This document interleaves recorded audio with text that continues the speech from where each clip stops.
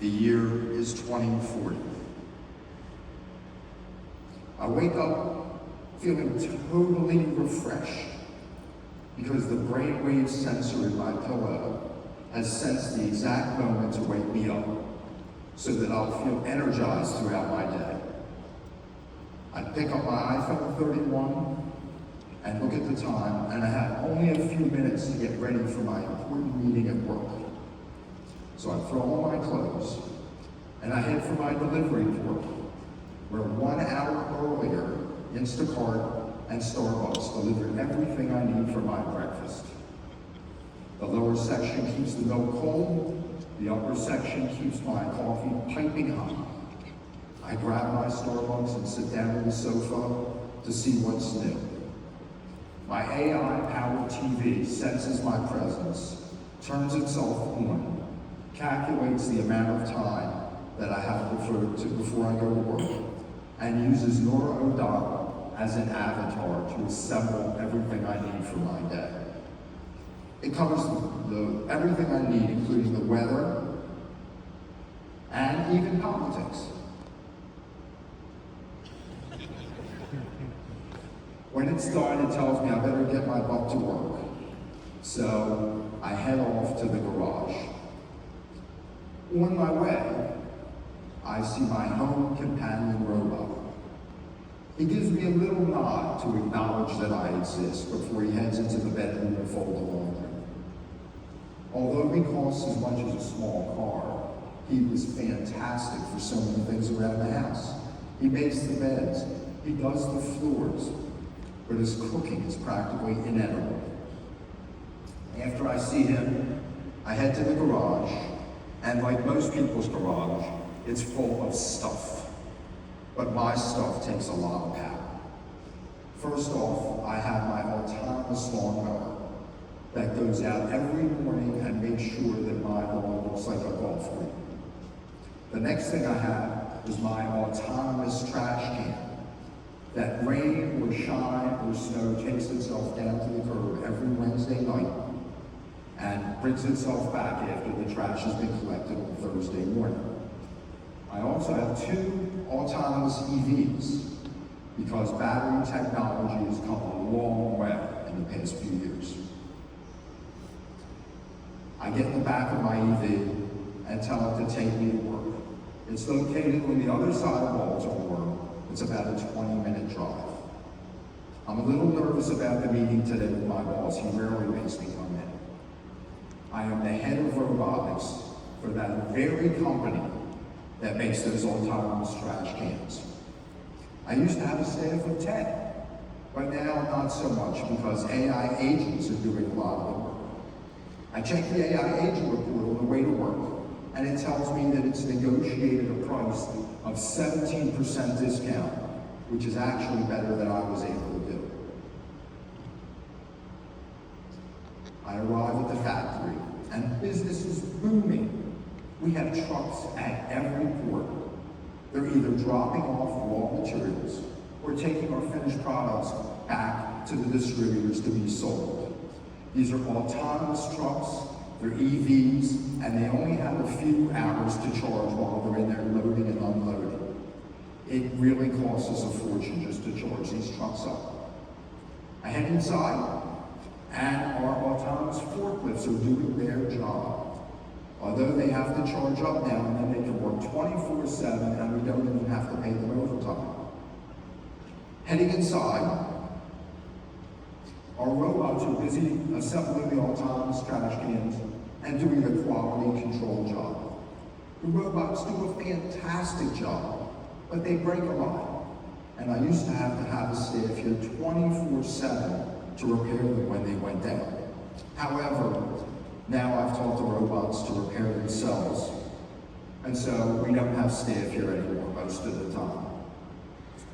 Seeing that everything is run properly in the factory, I head into my boss's office. As usual, he greets me warmly. We talk about the kids a little bit, and then he says, "Jeff, I'm glad you can make it in today. I have something important to talk to you about."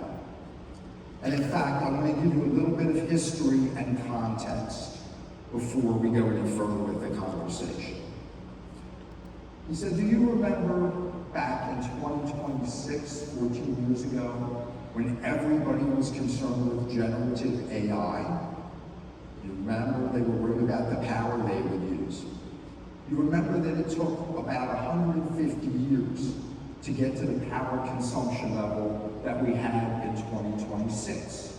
And then it almost doubled between then and 2040.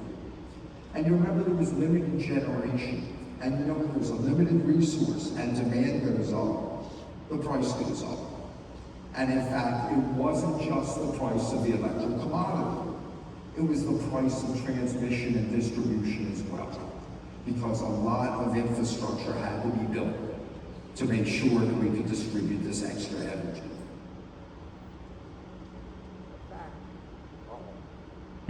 Okay.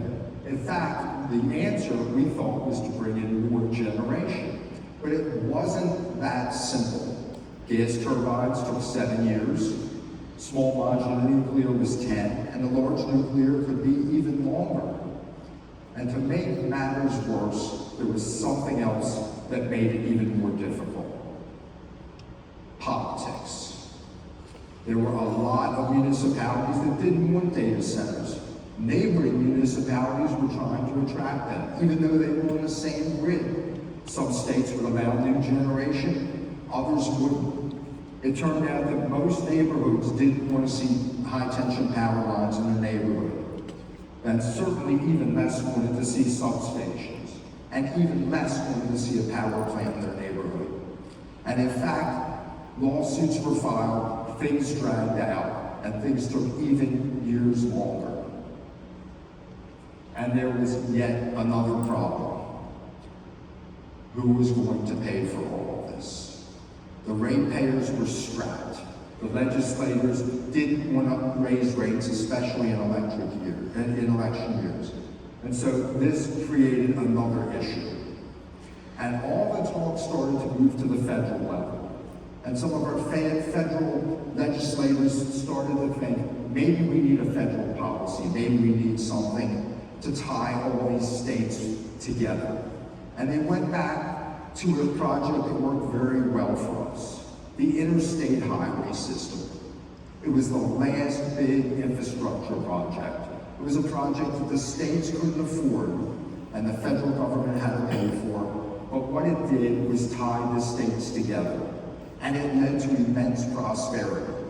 And so what the legislators started to think is maybe we needed another interstate highway system, but for electricity.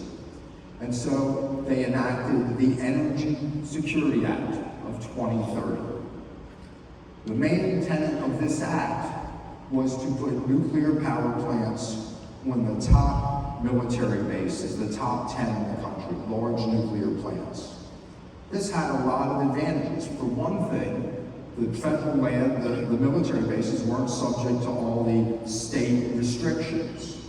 The second thing is that they were secure. They were already protected from terrorist attacks and things like that. Another reason was that the military was very comfortable with nuclear power. They'd been using it for years with their submarines.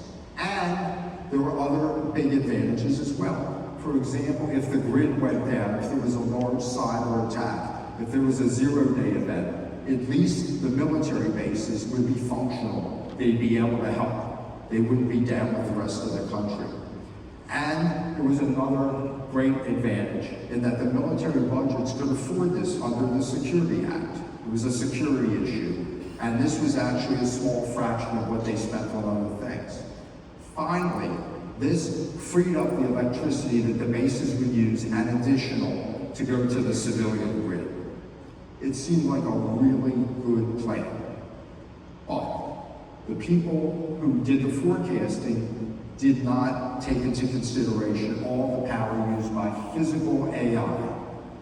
Physical AI is all the autonomous devices that we talk about, all the factories, things like that, that didn't have to use a data center. In fact, they couldn't use a data center in case a connection was lost. They had to have their own computing, and they were power intensive. Since the beginning, Anytime you created value, even from ancient times, it was always by taking labor and mixing it with raw materials and energy. Take the example of a factory. We do this all the time, or even a simpler example of a restaurant. Let's say we take the raw materials of tomato sauce, pasta, and ground meat. We take the labor of the chef and the energy of the cooking stove, and we make lasagna. Every enterprise works in this model. But in the year 2040, things have changed.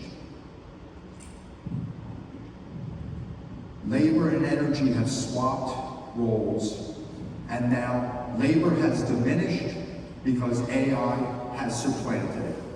And with AI comes massive energy use, and the world is a little bit different. And we have to think of it in terms of how we do our cities and our economy.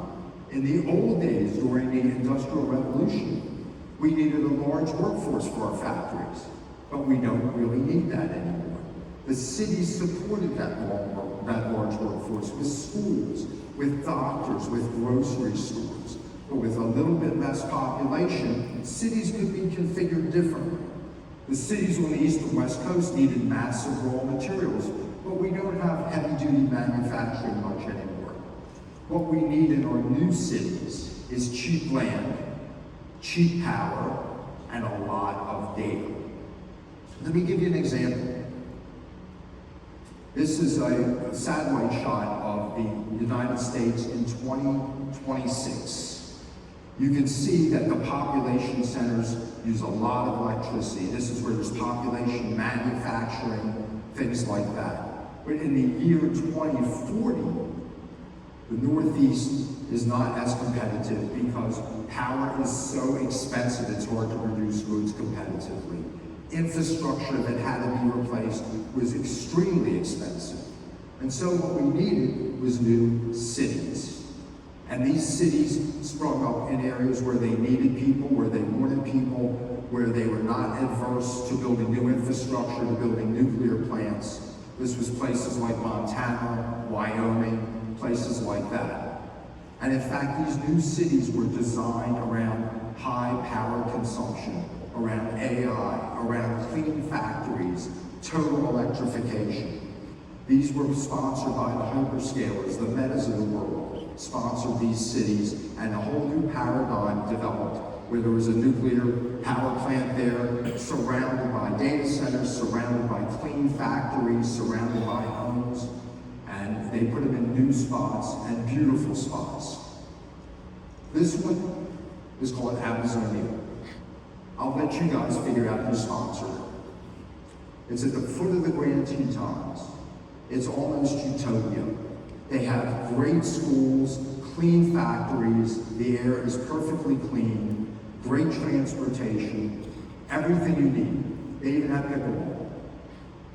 And so, Jeff, the reason I brought you here today was to tell you that because of the things we spoke about, we're going to have to close our plant in the Northeast. But we're going to offer you the job of being the general manager of our brand new plant in Amazonia and triple your current salary.